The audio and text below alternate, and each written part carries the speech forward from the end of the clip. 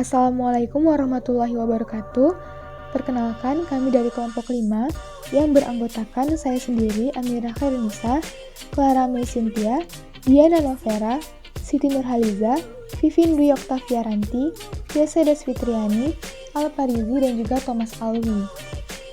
Kelompok kami akan membawakan materi mengenai fasilitator atau konsultan pendidikan, tenaga penyuluh, dan juga tenaga sosial pembangunan.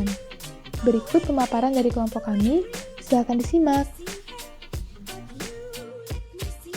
Baiklah, di sini kelompok kami mempunyai 4 pembahasan. Pembahasan pertama yaitu mengenai fasilitator atau konsultan pendidikan yang mempunyai 4 poin. Poin pertama yaitu tugas dan wewenang, kedua tanggung jawab, ketiga kemampuan seseorang, keempat teknik fasilitator. Pembahasan kedua mengenai tenaga penyuluh yang mempunyai 2 poin. Poin pertama yaitu memberikan layanan komunikasi informasi. Poin kedua memberikan layanan responsif. Pembahasan ketiga mengenai tenaga sosial pembangunan. Ada 5 yang dibahas. Yang pertama yaitu pengertian dari sosial pembangunan itu sendiri, tujuan, karakteristik, strategi, dan peran pekerjaan sosial. Pembahasan terakhir yaitu kesimpulan dari kelompok kami. Baiklah, di sini saya akan menjelaskan fasilitator atau konsultan pendidikan. Nah, yang pertama itu ada tugas dan wewenangnya. Untuk tugas dan wewenang, pertama kita menata acara belajar, menyiapkan materi dan penyajian materi sesuai dengan bidangnya. Kemudian yang kedua, menata situasi proses belajar. Dan yang ketiga, mengintensifkan kerjasama dan komunikasi antar anggota kelompok dan lain sebagainya. Kemudian yang kedua itu harus memiliki tanggung jawab. Tim fasilitator bertanggung jawab agar persiapan dan kegiatan proses pembelajaran berhasil sesuai dengan tujuan pelatihan. Kemudian yang ketiga itu kemampuan seorang fasilitator. Pertama itu berkomunikasi dengan baik. Yang kedua itu menghormati sesama anggota kelompok. Dan ketiga berpengetahuan. Keempat memiliki sifat terbuka. Kemudian yang terakhir itu ada teknik fasilitator. Yang pertama itu harus memiliki cara untuk pencairan suasana agar bisa lebih tidak panas atau suasananya itu lebih adem. Yang kedua itu dengan teknik ceramah. Yang ketiga juga dengan teknik diskusi. Mungkin itu saja. Baiklah, yang selanjutnya yaitu tentang tenaga penyuluh. Menurut pengertiannya, tenaga penyuluh adalah seseorang yang memberikan edukasi dalam aspek promotif untuk meningkatkan pengetahuan dan memperbaiki perilaku sasaran dalam kehidupan sehari-hari. Keberhasilan penyuluh ini sebenarnya tergantung pada kemampuannya untuk menyatu dengan klien dan pengetahuan serta keterampilan yang diperlukan oleh klien.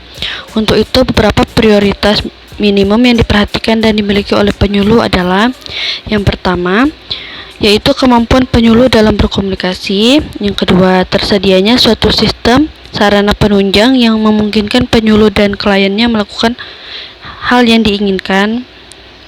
Yang ketiga, adanya kebijakan pemerintah yang memungkinkan para penyuluh dan kliennya melakukan apa yang penyuluh lakukan. Dan yang keempat yaitu kompetensi penyuluh adalah keterpaduan kemampuan yang dilandasi oleh pengetahuan, keterampilan, dan sikap yang didukung. Tenaga sosial pembangunan. Pengertian sosial pembangunan yang menggabungkan aspek sosial dan ekonomi.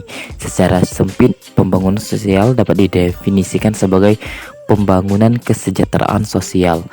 Dilihat dari tujuan, sasaran, dan pendekatannya, pembangunan kesejahteraan sosial berorientasi pada pemenuhan kebutuhan dasar kelompok yang tidak beruntung seperti faktor kemiskinan dan anak terlantar. Tujuan pembangunan sosial meningkatkan kapasitas perseorangan dan institusi mereka, mobilitas, dan mengelola sumber kekuatan guna menghasilkan perbaikan yang berkelanjutan dan merata dalam kualitas hidup berlandaskan dengan aspirasi mereka sendiri demi mencapai hasil yang semakin baik dan mencapai keadilan sosial. Untuk karakteristik dari tenaga sosial pembangunan, yang pertama itu bagian pembangunan sosial terkait dengan pembangunan ekonomi. Yang kedua, hadir fokus yang interdisiplin di mana para pekerja menggambarkan sudut pandang dari beragam ilmu sosial. Yang ketiga itu menunjukkan sebagai bagian dari mereka. Dan yang keempat, bagian perubahannya memperagakan usaha maju secara alami.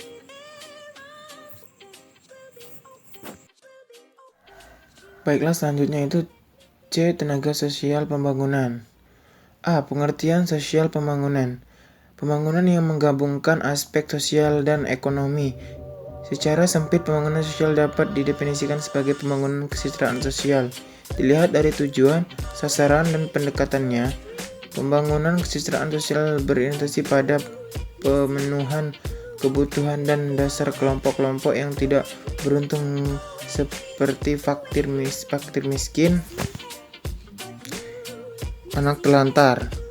B. Tujuan pembangunan sosial bertujuan meningkatkan kapasitas perseorangan dan institusi mereka, mobilisasi dan mengelola sumber kekuatan guna menghasilkan perbaikan yang berkelanjutan dan merata dalam kualitas hidup, berlandaskan dengan aspirasi mereka bersendiri demi mencapai hasil semakin baik dan mencapai keadilan sosial.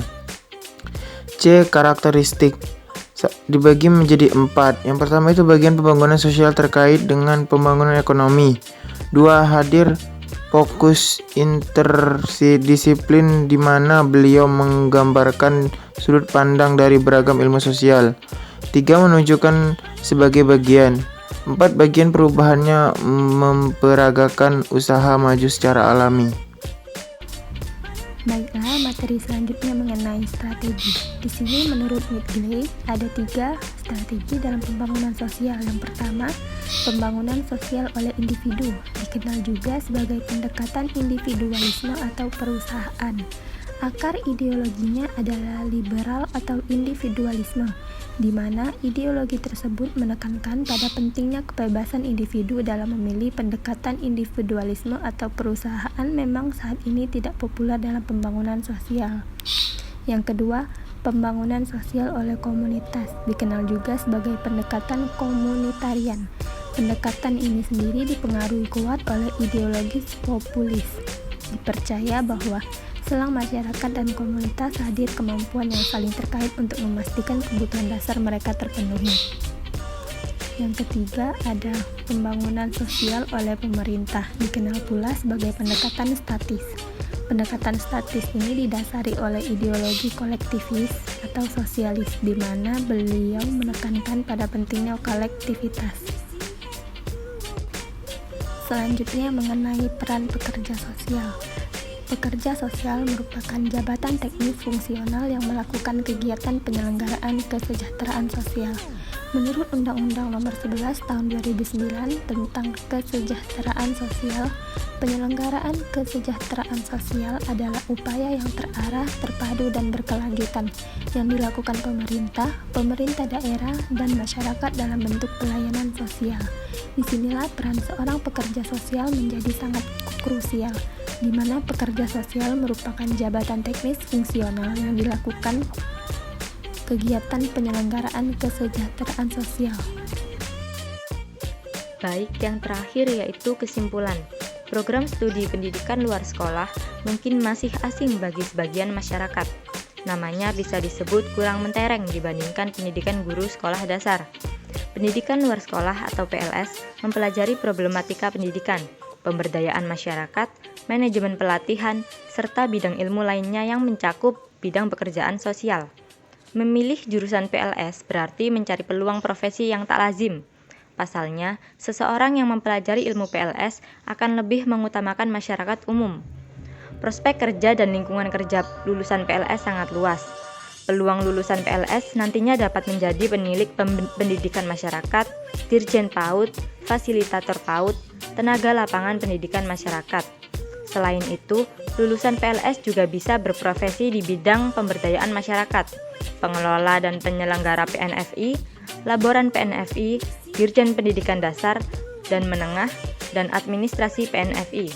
Pada dasarnya, terdapat beberapa kompetensi yang dikuasai oleh lulusan-lulusan PLS, di antaranya merencanakan, melaksanakan, dan mengevaluasi program penyuluhan, juga pelatihan, pemberdayaan masyarakat, dan pendidikan nonformal dan informal. Kedua, menguasai konsep human behavioral science, teori pendidikan, terutama andragogi, pedagogi kritis, dan sosial. Ketiga, mengambil keputusan strategis berdasarkan analisis, informasi, dan data. Keempat, menerapkan gagasan inovatif kreatif dalam program penyuluhan, pelatihan, pemberdayaan masyarakat, dan pendidikan nonformal dan informal secara profesional dan akuntabel. Kelima, memanfaatkan dan mereview ilmu pengetahuan, teknologi, seni, dan program yang berkaitan dengan masyarakat. Saya kembalikan kepada moderator. Baiklah, itulah tadi pemaparan dari kelompok kami. Semoga ilmunya bermanfaat. Kami akhiri. Wassalamualaikum warahmatullahi wabarakatuh.